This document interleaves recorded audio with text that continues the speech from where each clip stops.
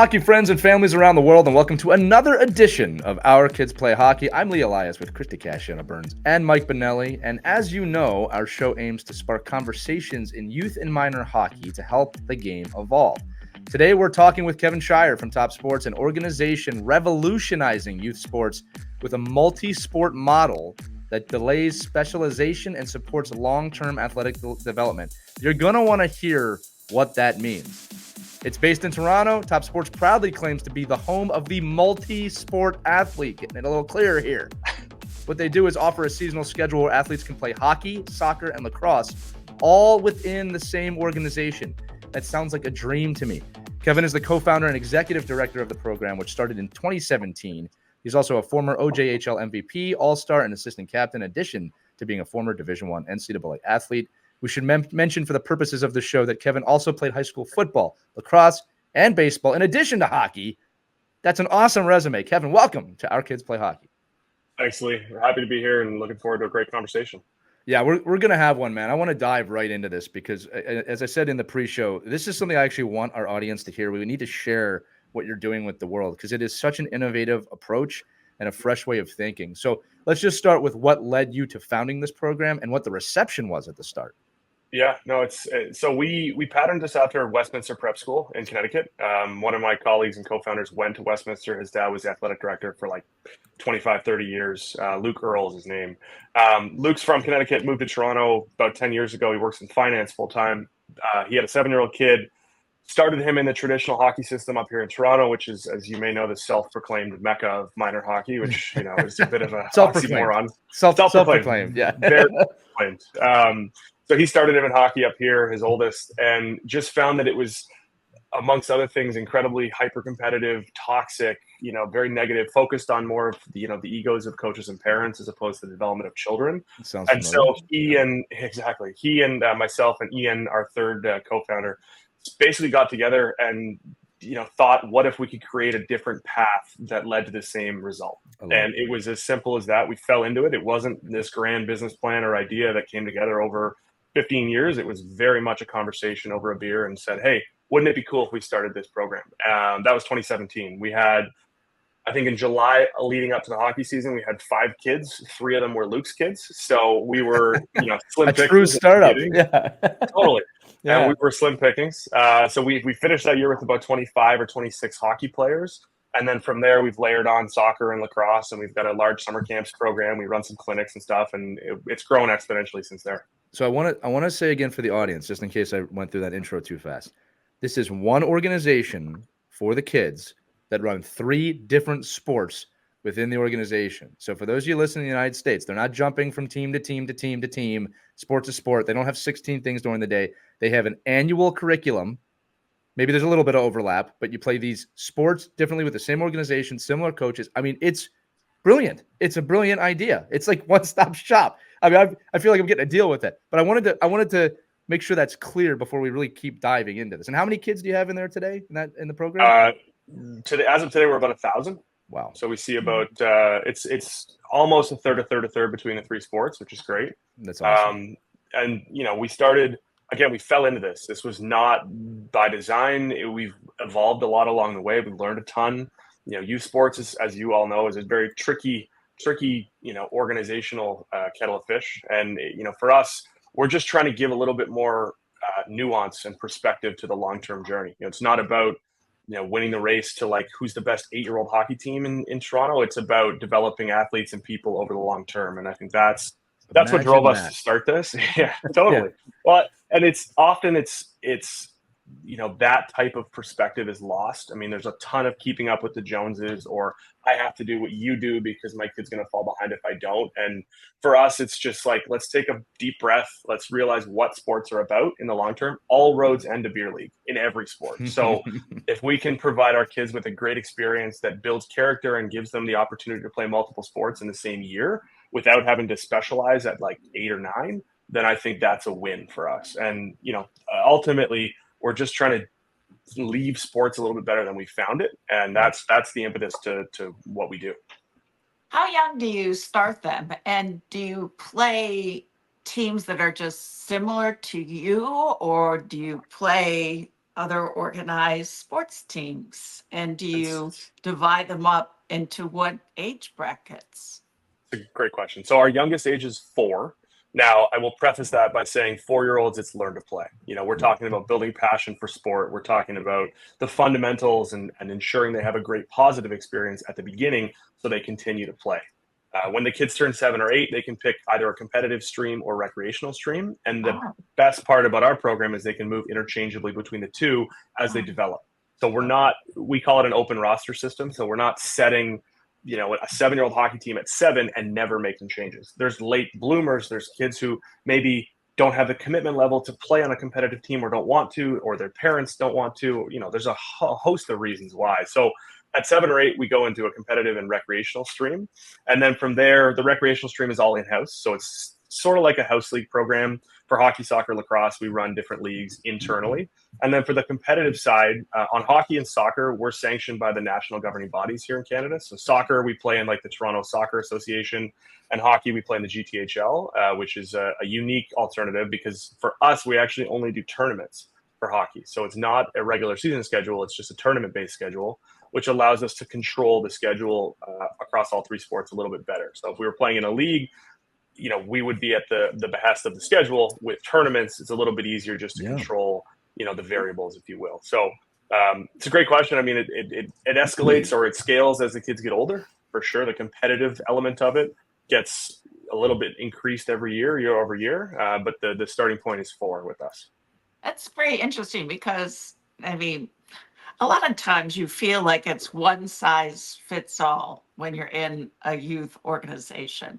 And as you pointed out, kids develop at different ages, and some get more advanced, others are back, some want the competition, others don't.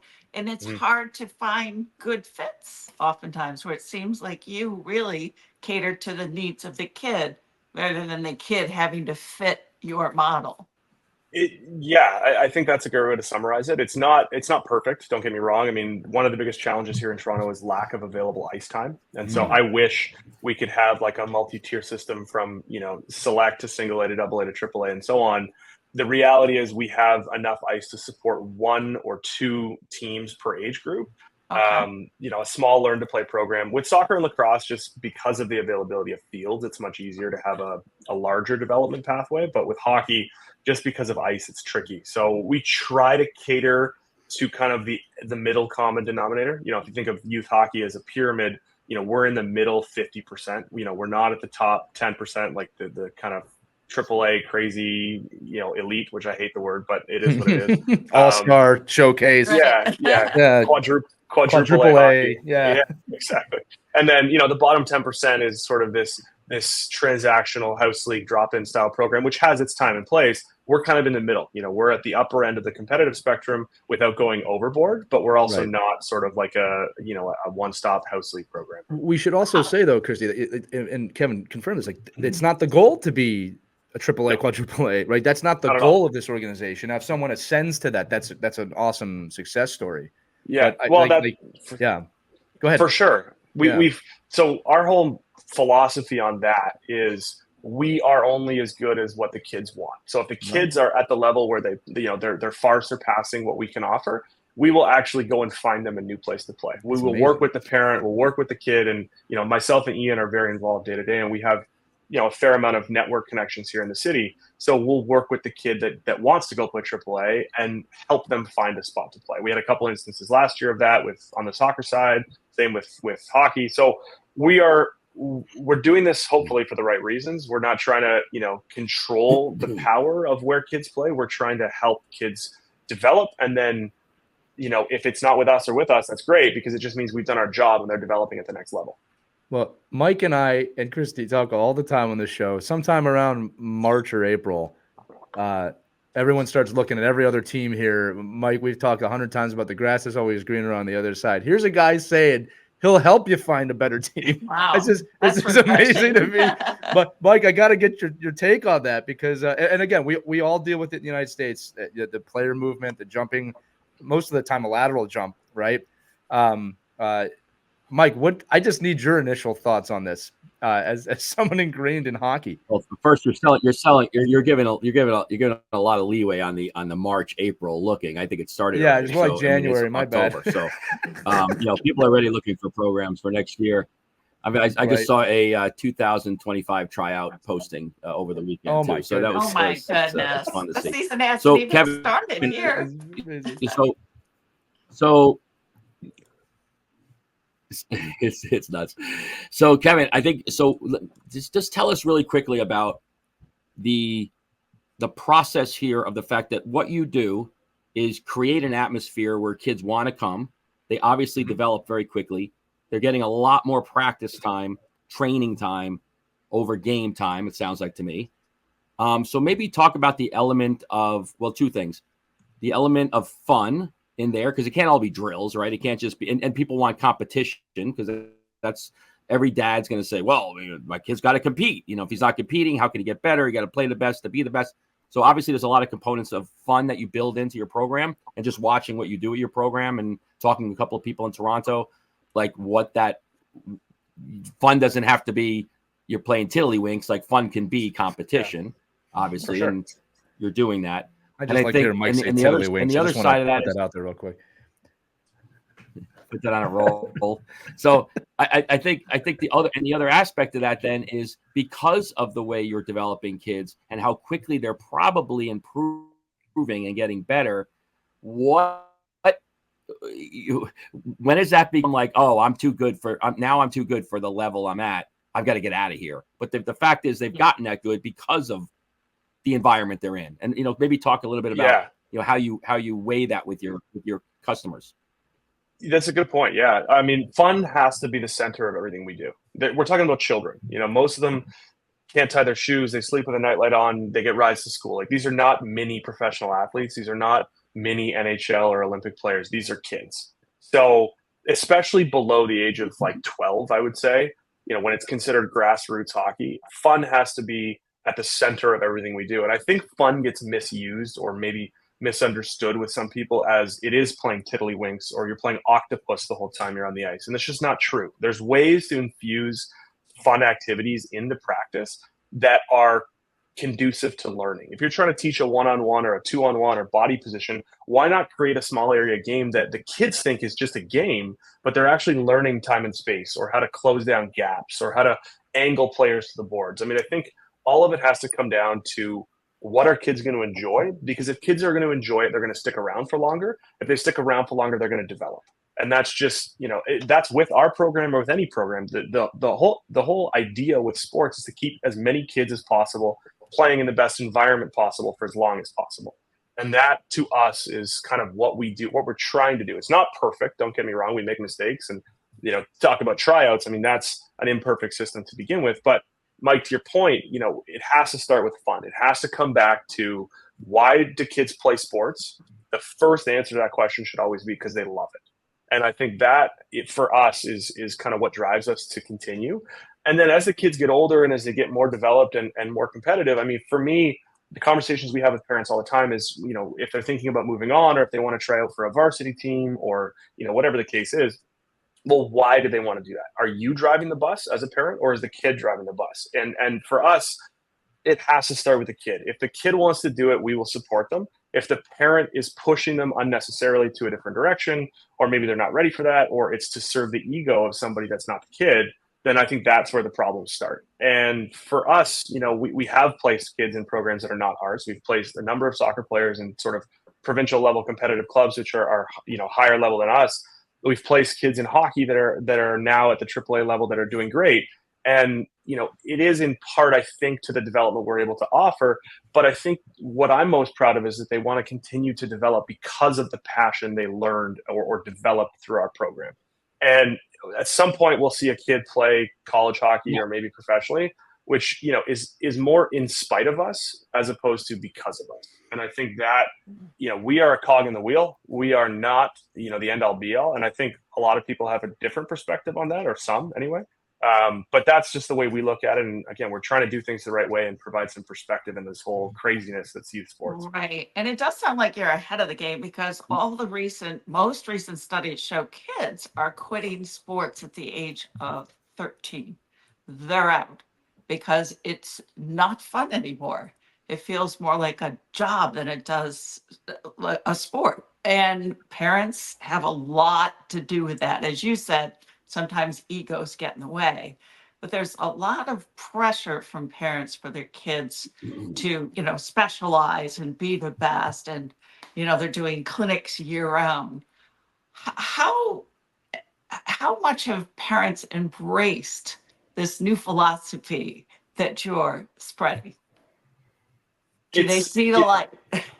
Well, I think it depends on the parent, and that's a bad answer, but I think it very much depends. I mean, some parents are hell-bent on AAA or bust, or they want to see their kid play at the elite level, and you know what, that's fine. I'm not here to judge anybody. I'm not here to call anybody out. We are offering a specific model to the parent who wants their kids to play multiple sports, who want them to be coached by amazing positive role models, who want them to learn character skills through sports. And if that's not your thing, there's 100 other options down the street that you can talk about, right? It just like boggles my mind that might not be the thing. Well, that's where I get lost all the time. It's true. Come on, for sure. Oh, it's 100% true. Any hockey rink, and you'll see it. If you, Kevin, what you just said, sorry, I cut you off. I apologize, but like what you said spoke directly to me as a parent. Like good role models, multi-sport. You're gonna be active. You're gonna do these things. It's like, who in the right mind? They don't listen to this show, so I don't mind saying it. Like, who in the right mind would look at that and be like, no, AAA looks a lot better than this? I mean, to me, this is a conduit to discovering those opportunities, right? I'm going to say this again. I should have said this at the top of the show. Every study, not some studies, every study shows multiple sports are a must if you want to succeed athletically. There's no data to prove otherwise. That we still go, listen, we're going to play hockey for 15 months straight, and all 15 months of the year, and we're going to make this work. It's like that's why I wanted to have you on. That's why we all wanted you on, is because like you're speaking common sense, which is not common in this world, because we say it every show. The hockey world is crazy. You're not crazy, right? So I'm sorry. I had to reiterate what you just said. Like, who would not want to hear that as a parent? That just spoke to everything it is to be a parent. I apologize. Please continue. No, not at all. I mean, to your point, like I don't think it's with any ill will that parents get down that rabbit hole. Sure, and I see it a lot. Like, I don't think it's intentional. I do think there's an element of keeping up with the Joneses or absolutely doing what somebody else is. Like, competitive nature gets in everyone's head. And I also think there's a lot of misinformation and coaches and programs that are sort of selling this dream of becoming a pro athlete or becoming the next Connor McDavid. And, it's just not true at all. And like, you cannot predict success at 9 years old. It's impossible. You're throwing a number in, like, it's just not realistic. But like, how many kids have you guys seen over the years that were unbelievable at 8 years old and the best might hockey player, and then by 15 they hate their parents and drop out of sport altogether? It's like, like, what do we do? Again, going back to John's quote, winning the race to the right finish line.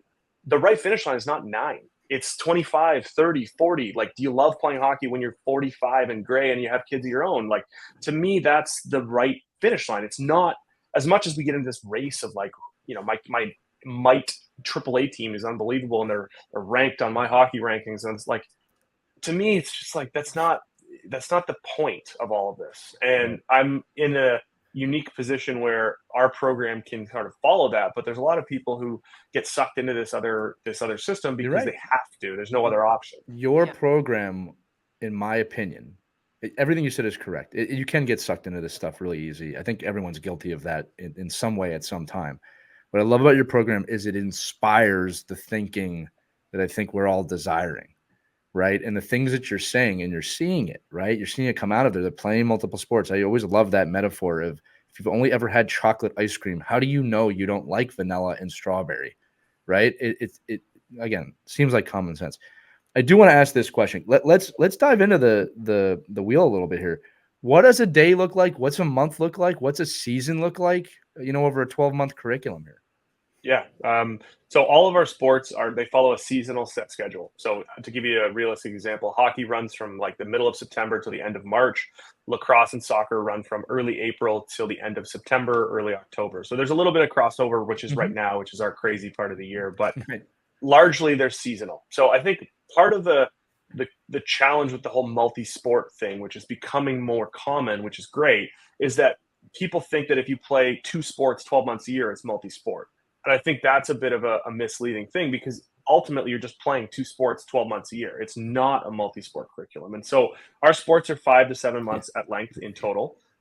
We have 0 summer programming, which is something that's unique. So July and August, there's nothing, no That's soccer, amazing. no lacrosse. It's totally optional. So for families who want to go away, they want to travel, the kids are off school, like there's no pressure to be there. You're not going to lose your spot on the team. You're not going to miss practices. It just, we shut down for July and August. We run summer camps and stuff, which is more on the recreational side. But for the academy, like the competitive teams, there's no summer programming. So a day in the life, I'll give you an example. This past weekend, we have a U14 hockey team, which is playing at a AA hockey level. Pretty good hockey players. They had their first game of contact this weekend, which was interesting to say the least. And Ian, who was one of our co-founders, coaches the hockey team, which is great. But a lot of those kids play 3 sports. So to give you an example, Friday night they have soccer practice from 7 to 8:30. Saturday morning they had two soccer games, one at like 10 o'clock and one at 2 o'clock. They had a hockey practice on Saturday evening, like 5 o'clock. They had lacrosse on Sunday morning and then a hockey game on Sunday night, which to some people sounds like an insane amount of programming. I can see Christy's reaction. Like, that's a lot, right? Now, keep in mind, this is only for 2 or 3 weeks while it crosses over. So that's as busy as it gets. But if you were in a normal system, those schedules would never work together. We have purpose-built those schedules to not overlap. So we can guarantee that, Christy, if you have a son, which it sounds like you've gone through the system, if you have a kid playing all 3 sports, I can guarantee you that those don't conflict, which is impossible at any other club, because they're fighting for the same kid's time. And so we reverse engineer it and say, well, why don't we offer something that loops all 3 together? So, that's a bit of an extreme example of the busyness of a weekend. But even for our U8 kids, 7 years old, they had a hockey game last night, half ice, mind you, which is great. And then they had lacrosse at like 1 o'clock on Sunday afternoon. And then on Saturday, they had an hour of soccer. And so that's a little bit more, that's the baseline of what we do. But it does scale to the point where, you have 5 or 6 events in a couple of days, which to some is daunting. But to kids that are active and want to be active, I mean, it's like an amazing weekend for them. And you also eliminate the controversy that you face with other coaches. So if your kid plays hockey, they want to play lacrosse, the hockey coach gets mad because the lacrosse coach wants them at this time. And you're conflicted. Like, well, who am I going to piss off, Yeah, because exactly. they're not forgiving coaches if you miss practices and games. And I see their side of it, because they depend on your kid to be there. It changes the lines. It changes the dynamic of the team if he has kids missing because of another sport. So that was always a struggle for us, because my kids did like to play multiple sports, and coaches weren't always on the same page or quite understanding of each other. So that eliminates that whole stress, which is great. Yeah, well, our hockey coaches know exactly what our soccer kids are doing that weekend. We share a master calendar. So I can have an overview of like what my U14 hockey team is doing today. If they have soccer, we notify the coach, hey, 6 of the kids aren't going to be there tonight. This is why. Please excuse them. It's, it just sort of makes sense to do it like that. But it's not easy. It's difficult to align all the schedules like that, because we're fighting with different facilities and permits and Sure. it takes a long time to create that. But we spend a few days every spring like hammering those schedules out. But I'm happy with the outcome, because it allows kids to play other sports, to your point, without unnecessary pressure to pick one over the other at 9 years old. Exactly. Yeah. And I'll say this, just this past weekend. Yeah. So if there's any parent, go ahead, Mike. You're good.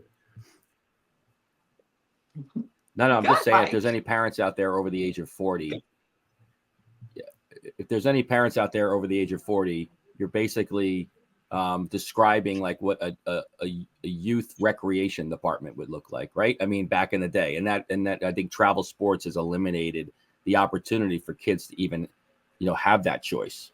That because of the financial pieces of each sport, it's just it's fracturing our youth communities, and you're solving that issue.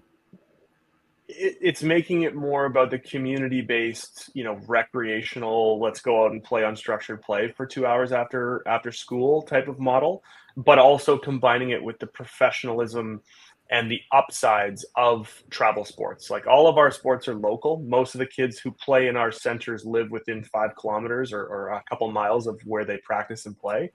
So it eliminates unnecessary travel. The cost is very similar to it's actually less than most of the programs that we're sort of quote unquote competing with. And it's all hyper local. So it is more like the model, like when I grew up, where you went outside and played pond hockey for 2 hours instead of going to a practice. It's similar to that because you don't spend an hour in the car driving for a 50-minute practice to touch the puck 3 times. It's different. And that's exactly what we're trying to do, Mike, is make it more about the kids and not about what we think is best for them. Again, imagine that. I was going to say, just this past weekend, I'm thinking about my own kids' AA team. We had a kid miss for baseball. I saw one kid go from our game, get into his football play a football game, come back for another game for us, and then the next day he got dressed for something else. I'm like, "What do you go?" He's got, "I got lacrosse today." And he has missed games for football, which we're all very understandable of it. But it's crazy. It's just crazy that and again, Christy, to your point, there's a lot of, well, where should he be right now? Right. Yeah. And it's like, well, where does he want to be right now? That's kind of what I said. They get older and they bring their prom dresses to hockey practice. Oh wow! So that Did that happen to you? They can make the game and make the prom at the same time. It happens. Well, that's another episode we'll have to do about from hockey to the prom. Kev, just keeping this going here. I do have this question too. Is there any issues with the transition from sport to sport to sport, or most of the kids kind of flow right into it? I would say it's fairly seamless. I mean, not all of the kids play all 3 sports. It's a la carte, so you can pick 2 of the 3 or 1 of the 3. And again, some kids don't like soccer or lacrosse or hockey for that matter. We have lots of kids in soccer who don't play hockey. We have lots of kids in lacrosse who don't play anything else. So, the full scope of the model really comes in when kids play all 3, because you see the benefit of the schedule and all of this stuff that we've talked about. But the seasonality of it, I think, makes the change from one to the other a lot easier, because there's defined start and end dates. Like if we say soccer ends on September 25th, it ends on September 25th. There's no, spring hockey. There's no, January soccer drop-ins. Like, we have some recreational programs that run through the winter that are like once a week kids can come to if they want to. But the point is, it's not required to keep your spot on a team. So there's no pressure to be there. The parents don't feel like they have to attend. I mean, the worst thing is, like, you get to a high level of hockey and the coach says, "Oh, I run a spring team. Why don't you come on my spring team, and then maybe you'll make the team in the fall?" And it's like, all you're promoting is this idea that you have to play year round to be good or to keep up, which just isn't true. So we've tried to create defined seasonality to it. And I think it's served us well, because parents know exactly what their commitment level is for the entire season. They know the schedule before the season starts. They know when it ends. So they can bank around that. They can build their lives around youth sports, as opposed to reacting to what youth sports throws at them on a weekly basis. Which, I mean, as a parent, that's magical, right? Yeah, I was gonna say, it's very Disney-esque the way you just said that. Yeah. Wait, what do you mean I could have control over my schedule? Even the thing you said before about, oh, we don't do anything these 2 months. It's like, I can go on vacation. I don't have to plan around a tournament. Right. So, Kevin, what have you seen as far as retention? So the kids start early. Yeah. What's the average length that they'll stay with your organization? Our retention, I'm quite proud to say, is very high. It's like 95 plus, depending on the age group. Now, there's obviously outlier examples of that. Like, at some point we were trying to move towards a girls hockey program. Okay. Ice time is very difficult, as I mentioned, but we have girls soccer and lacrosse. We have girls soccer and lacrosse and boys soccer and lacrosse that are split by gender. With hockey, it's co-ed. So one of the things we have identified is, at some point, girls will want to play girls hockey. I know you guys had Kim McCullough on last week, who's from Toronto, and I'm very familiar with her work and what she does. And she was right in that girls will at some point want to move to girls hockey. So one of the holes in our organization we've identified is what happens to girls at 10 or 11 or 12 years and older. And unfortunately, to date, those have been some of the players who have moved on to different programs because of that reason, something we're trying to address. But I'm very happy to say that our retention rates are quite high. And I think part of that reason is because parents don't feel the unnecessary pressure to do more if they're doing other things as well. And I think that takes some of the, what the grass is greener approach. It takes some steam off that kettle because, parents are hopefully having a good experience. Kids are having a good experience in learning. And so unless the kid is way above their team and needs to move on, which, as I mentioned, is something that we address and work with them, then usually they'll stay in the program. There's obviously examples of the opposite, but by and large, it's a pretty high retention rate. That's very impressive. Congratulations on that. Thank you. It's one of the most proud things, I think, for us at least, is just people want to stay because they like the program. And if they don't, that's totally cool. There's 100 other programs within 5 miles of where we live. But if they like it, then there's a spot for them here. One of the cool things from what you're doing is that it's not just about the sport and the idea that we're talking about. It's also kind of about the science of development and what that actually means. So you're in an interesting position that you get to see the development across multiple sports within one organization. I don't think there's many people out there that could claim that. I think there's a lot of people that jump from sport to sport to sport and say, oh, I watch this and I watch that. But I'd love your take on, what's the good, the bad, and the ugly of development from what you've seen over the last 7 years, right? And ongoing. Yeah. I mean, that must give you a unique perspective on development overall. Yeah, it's a great question. I mean, I think the ugly side of development, especially in what we do, is sometimes kids can get overloaded with too many things. You talk about, I reference back to the schedule of our U14s this past weekend.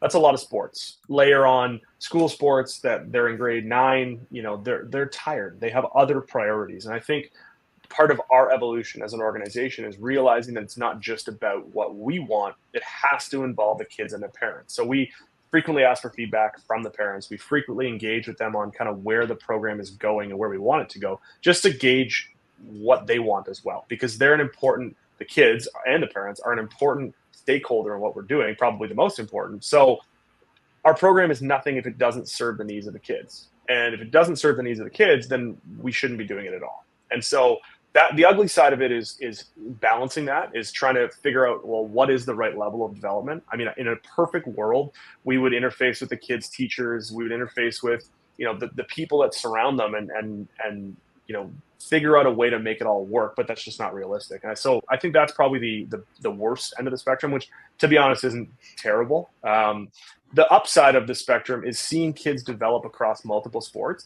and reference other sports while they're playing a different sport. Like, hockey practices, I'll say to a kid, you remember in lacrosse when you learned how to keep both butts, one, your butt and the butt of the stick down while you pick the ball up? Well, why don't you try that when you skate to try to get your butt down so that you get on your edges more? And just seeing that light bulb of, hey, I learned this last week in lacrosse or soccer, translate to a different sport, for me is really cool, because it creates this cohesion to our program that isn't found elsewhere. You can go from one sport to the next, and by and large, the philosophy is the same. The development principles are the same. The curriculum is very similar because they're all territory invasion games. They all have a very similar structure. And so the way that we pattern a program is how do we boil that all down to the lowest common denominator and then talk about it in a way that kids will understand. Drawing out crazy phrases like, let's do a 2-1-2 check and we'll get the weak side lot. Like, that doesn't work with kids. It doesn't matter. And so how we talk to 7-year-olds is going to be different how we talk to 14-year-olds. But the coolest part of what we do is seeing it all come together and seeing it all gel and the light bulbs going off. I think that's what gets me going in the morning, is just seeing kind of that cross, the cohesion between sports. I think that's probably the coolest thing.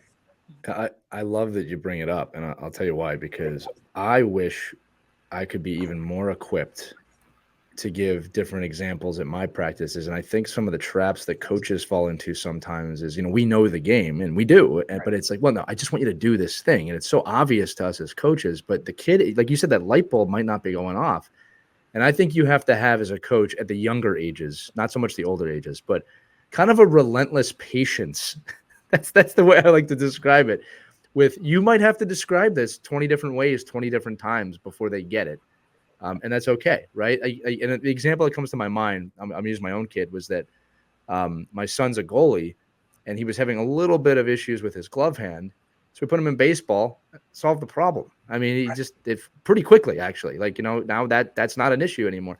But it was searching the other sports and explaining different situations of catching a baseball. And there's a lot, when you think about it, there's a lot of different ways to catch a ball that has improved his hockey game. Now, with that said, I'm going to segue this a little bit too. I am such a hockey mind that, to me, baseball, in my mind, was a conduit to get him better at hockey. And I realized that that's probably not fair to him. And I'm luckily did not say anything like that to him. But I remember thinking, oh, well, catching the ball, that'll help him in hockey. And it was this kind of eye-opening moment for me of like, he should be focused on baseball when he's playing baseball, not thinking about how can baseball make him a better hockey player. And he kind of did that on his own. But can we talk about that with Top Sports for a second about, you just said it, you transition to another sport. It's another opportunity. It's another fun thing. Are you finding the kids are looking forward to lacrosse season at the end of one season? They're looking forward to soccer season. And, hockey's that thing you do in the winter. Do you see that mentality coming back, which is really an old school mentality, right? When we talk to the athletes that grew up kind of before 1985, right? They played sports before that, in the late 1900s, for all the kids listening. The mentality was like, we didn't play one sport. We went sport to sport. You'd look forward to hockey season because it was after the summer. And are you finding that returning to some of these kids? Totally. That's it's funny. On the bottom of our website, the only quote we have on our website is from Wayne Gretzky. And he talks about how at the end of hockey season, he put the gear away, picked up a lacrosse stick, ran track and field, and that's what made him hungry to come back to hockey. Right. And that's exactly what we see. We see kids that by the end of a 7-month season, they're tired of one sport. Like 7 months for a 10-year-old, 3 days a week or 4 days a week is a lot to ask, especially from a focused point of view on one thing. And so at the end of March, the kids get into soccer or lacrosse, or perhaps they play baseball at another club or whatever it is. By the time September or October rolls around, they're ready to rock and roll, and they are back in hockey mode. I think you have to miss it in order to want to do it at the highest level. And I think that's a good thing. And by manufacturing that artificially, by the way of our schedule, I think we're creating this idea that you don't have to play year round to get the benefit of a sport. You don't have to play 12 months a year. You can chunk it into seasons and still develop. And I think the passion and the excitement piece that you just touched on, Lee, is super important. And it almost underscores the love for sport. If you don't miss it, you don't love it. And if you don't love it, you're not going to continue playing it. Well, I think that's a big part of it. What's funny is just tapping on the human nature of this. It's not limited to sport. Because when you think about just life relationships, when you don't see somebody for a while and you start to miss them, it reminds you how important that person is. I remember a friend of mine close to me told her boyfriend once, I need to miss you right now. Like say like we're together too often and I need a minute. I just need a break to kind of come back into it. And look, you see this sometimes when I go on work trips, sometimes, maybe the kids are frustrating me before. Not that I ever want to leave them, but you go on a work trip for a week, you're ready to come back to them at the end. You want to see them at the end. It's a nice feeling. So I think there's the larger human aspect of this too. But Kevin, to your point, I mean, my family, we do not play hockey in the spring, whether they want to or not. And I've said this on the show before. It is so comforting as a hockey person and a hockey coach and a dad primarily to hear your kids say, which they have, hey, when do we start hockey again? I miss playing hockey. If you're playing year round, you're never going to hear that. And I think that you're 100% right for everybody listening, that separation is extremely important mentally, physically, emotionally. I mean, there's so many different ways to look at that. And I love that you're providing that. Like you're trying to normalize that, which again goes along with every scientific study that's been done in the last several years. Do you have success stories from within the organization? Yeah, I know it's only been around 7 years, but does anything pop in your mind? Like, this kid did this, and here he or she is.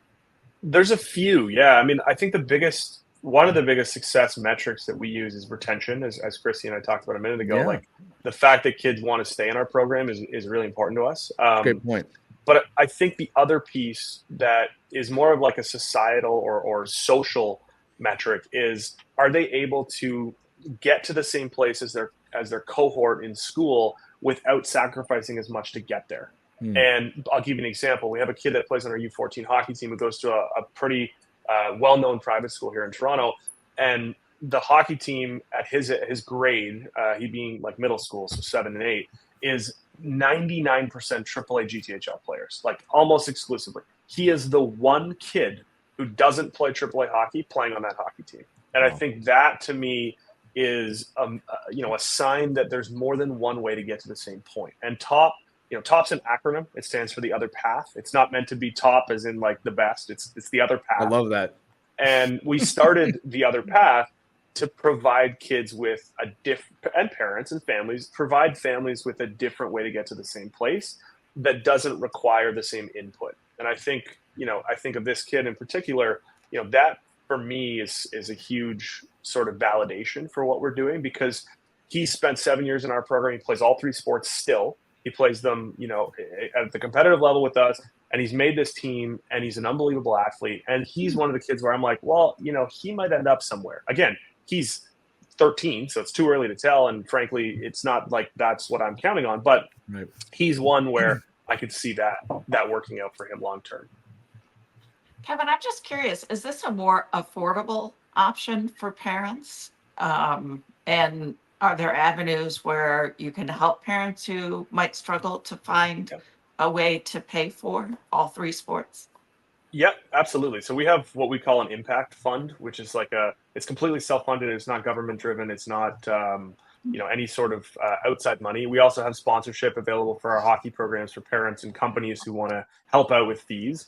The reality, especially with hockey, is that ice time is incredibly expensive. Our ice bills per hour are $600 or $700 an hour, which is to me just insane.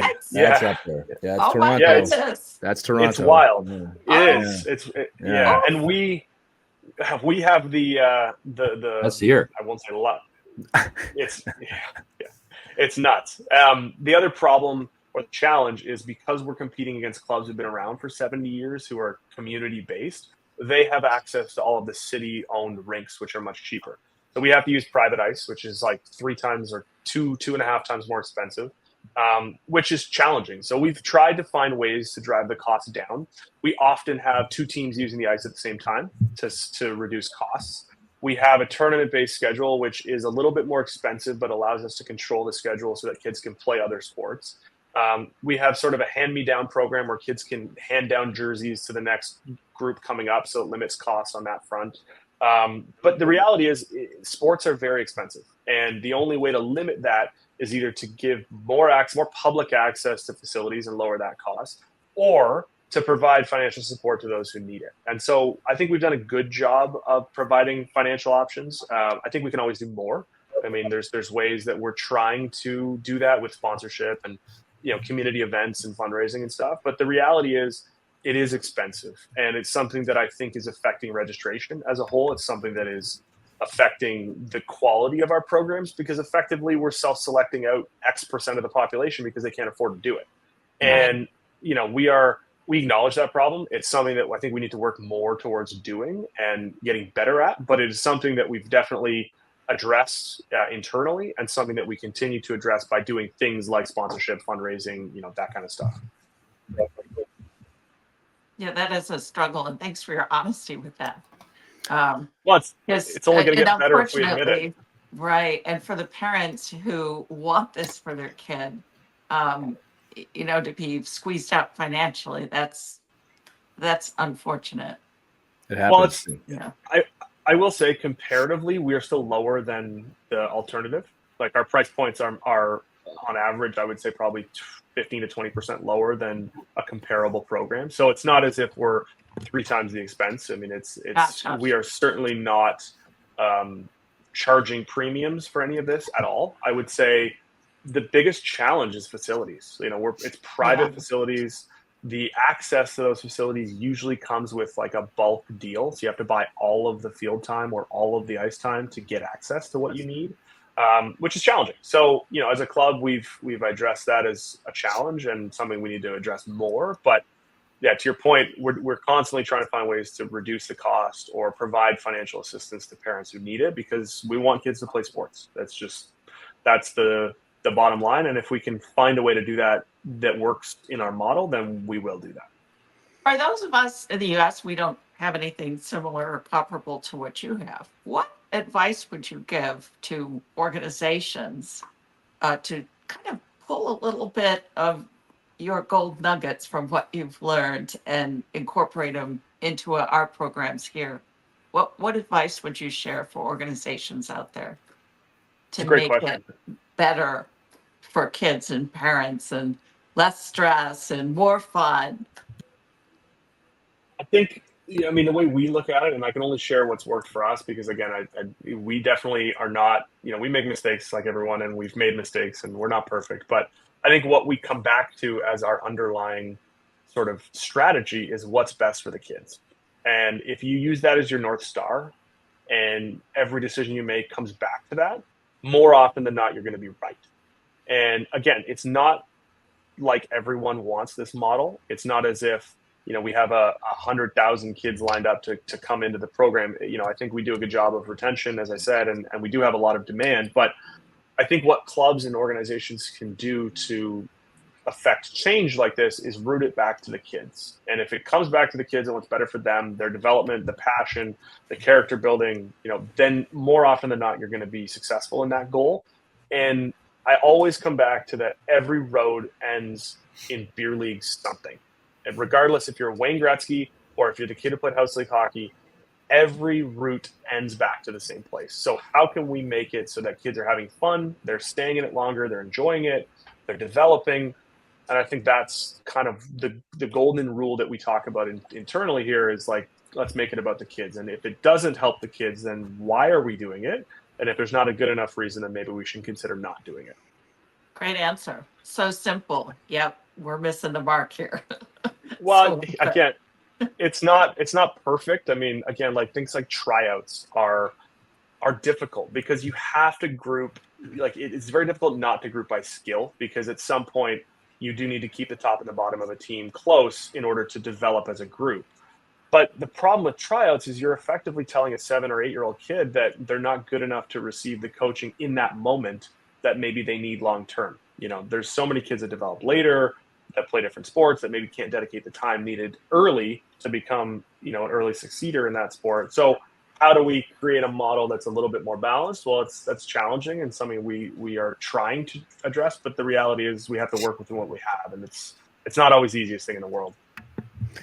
I just want to reiterate what you said too. It was a great question, Christy, about in our environments, both in Canada and the United States, how can you even think about implementing something like this? Because I think the takeaway here, Kevin, is I can't imagine anybody listening to this is going, "Oh, what a horrible, stupid idea that is." Like nobody wants to do it. I think we all are like, "Wow, I'd love if my organization did that." Everyone wants to embrace it. Right, but the answer of that North Star being what's best for the kids. I truly believe that a majority of organizations in hockey have that sentiment, but I think that it gets diluted by parents that are too intense, by competing with other clubs to try and get whatever status you're trying to get.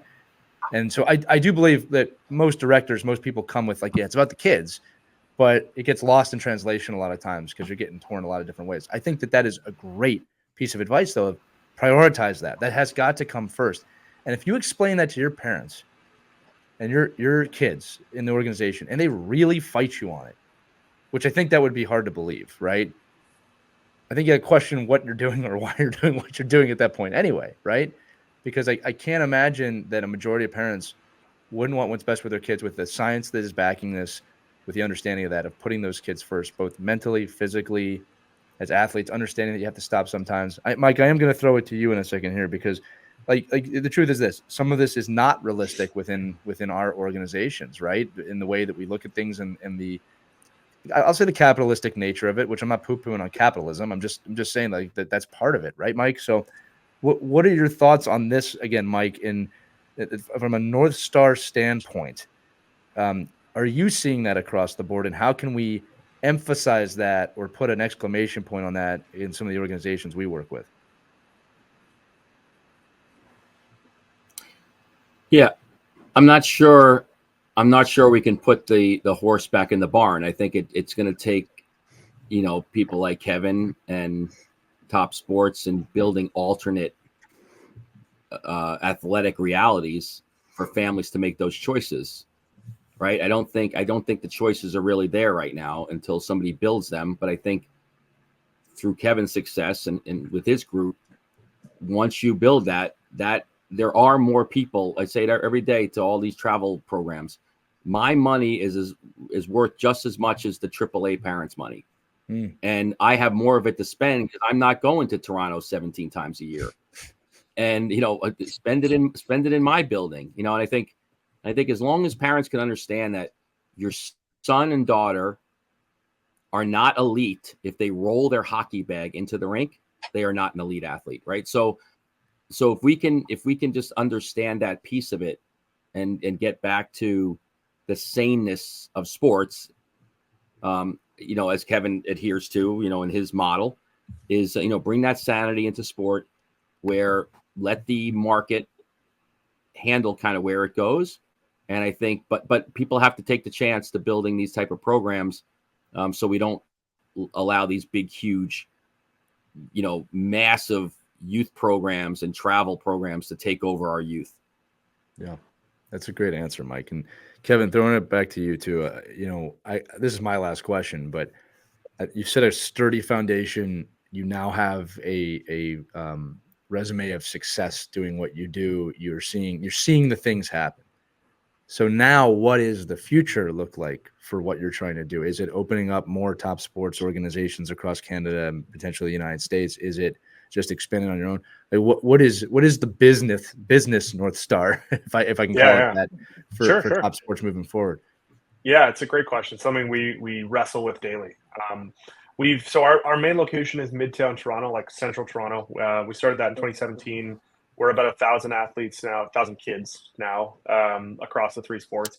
We've opened 2 new locations as of September 1st of this year, so a few weeks old, in suburbs of Toronto. So there's one called Richmond Hill, which is just north of Toronto, and Oakville, which is just west of Toronto. And we're going to be opening a third new location east of Toronto in Whitby or Ajax, in 2026. The ultimate goal here is actually to create our own infrastructure within the 4 clubs. So as if, you know, we create our own leagues and tournaments, and, you know, going back to controlling the schedule and controlling the way that we deliver these programs, it helps if we can control the other organizations as well. And so we've had a good start in the 2 areas that we've opened, Richmond Hill and Oakville here in the GTA, the Toronto area. We're going to be opening a 4th one next year. So, you know, that's kind of our 5-year plan. From there, we, you know, assuming all goes well and it doesn't just, you know, drop on our feet, we have goals to open in the U.S. at some point in the next 10 years. And I think that's awesome. The difference being between Canada and the U.S. from where I sit is the U.S. is a heck of a lot bigger, firstly. Well, yes, the population difference. I just want to bring this up because I always think people don't realize the population difference between Canada and the United States. It's not just the size. It is massively larger in the United States. Yeah. Not to mention a majority of the Canadian population is in the area that you're in. So it is they are different worlds with that. I apologize. I always like to bring that up.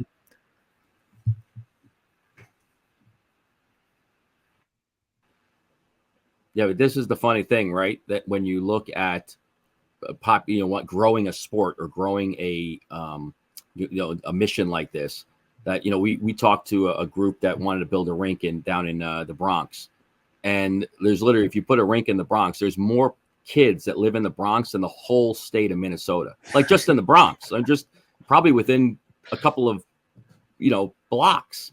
So if you really want to make the biggest impact, you know, make access to people within a place for them to be able to walk into a rink and play. And I think that's really where the NHL comes in. That's where, you know, our governing bodies come in, Hockey Canada and USA Hockey, and you know, creating these vehicles for more kids to get involved for longer periods of time, and then let the cards lay out where they are. I mean, we'll find out when they're 18 or 19 years old if we give access. And I think that's what you're doing, and it's awesome that, you know, you're able to provide professional level coaching and passion with an accessible program.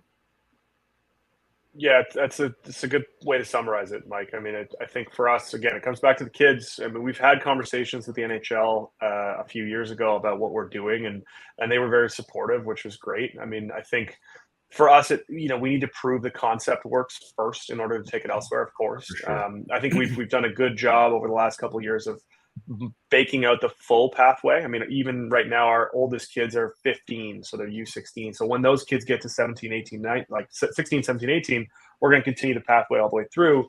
And then we'll have a full scale from 4 to 18. I think that's once that point hits, which will be 2027, we'll have a much better idea as to what the full pathway looks like and then how to transplant that model to other areas. And I think, the US is intriguing because, again, the population is massive, a lot bigger than here.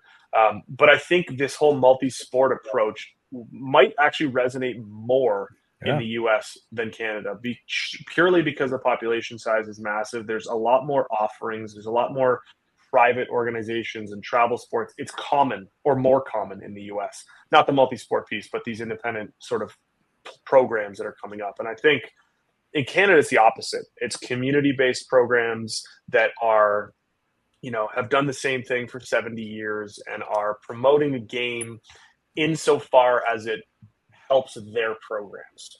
And I think that's a tricky thing for me to swallow is it's not about the clubs. It's about the kids. It has to be. And if we as adults and directors of programs are only focused on growth within our club, that's a problem, because then it starts to get into this power hungry game of, I had this kid first, or I developed this kid to the D1 level, or whatever the case is. And I think it has to be the opposite. And it's not perfect. And I'm not criticizing anyone in particular. It's just a reality. But in the US, it seems like it's more open to innovation. And I think that is exciting for us. It's exciting for me. There's a lot of steps in between that point for us and where we are now, but that's kind of the 5 to 10 year goal horizon for us is growing it, spreading the multi-sport message, spreading what we do and why it's important and why it's different. And then if it works, that's the hope, right? You can never know until you try it, but that's the goal. Mike, Christy, I'm jealous. I know. I was like, oh man. I wish we had this option when my kids were growing up. I found my son's journal the other day when he was in 4th grade, and he wrote to his teacher. He was so upset, dear teacher, because they had to do journals back and forth with the teacher at that time. And I found one page where he said, I'm so upset because I want to try out for basketball, but my hockey coach said no, because it would conflict. What should I do? And the teacher wrote back to him, maybe you can talk to your hockey coach and you can work it out with him. And he ended up not going out. And I didn't even know that he wanted to do this. I should have led the episode with that letter. Jeez, that's sad. Heartbreaking. Yeah.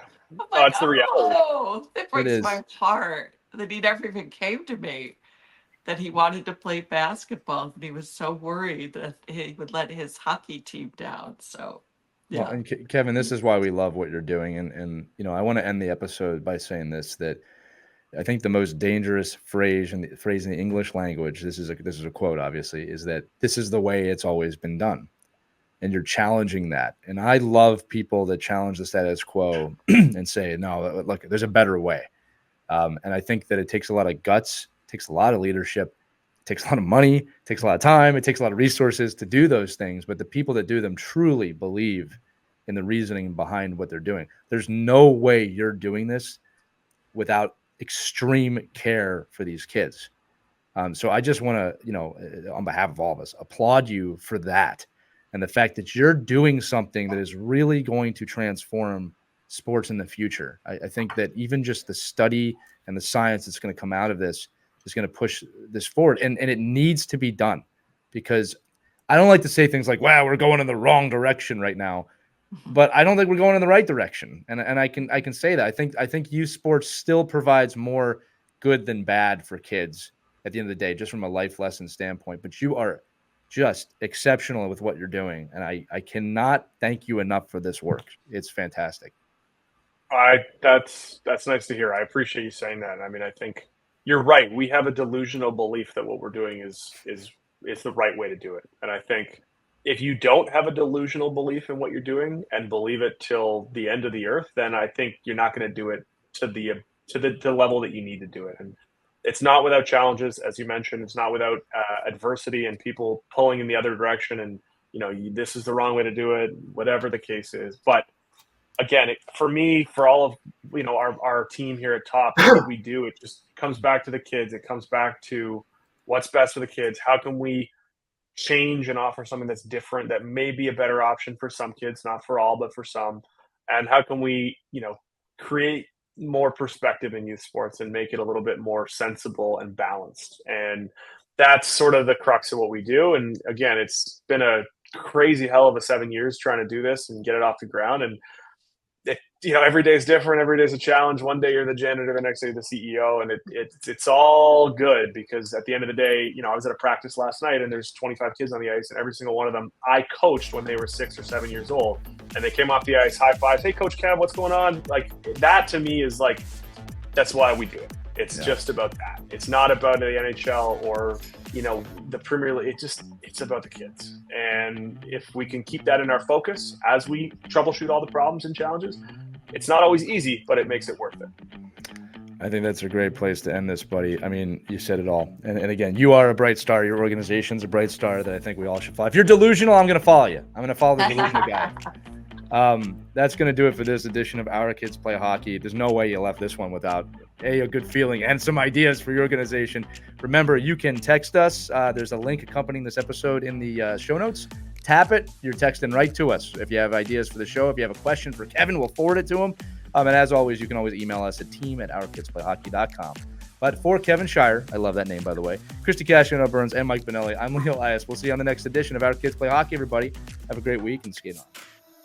We hope you enjoyed this edition of Our Kids Play Hockey. Make sure to like and subscribe right now if you found value wherever you're listening, whether it's a podcast network, a social media network, or our website, ourkidsplayhockey.com. Also, make sure to check out our children's book, When Hockey Stops, at whenhockeystops.com. It's a book that helps children deal with adversity in the game and in life. We're very proud of it. But thanks so much for listening to this edition of Our Kids Play Hockey, and we'll see you on the next episode.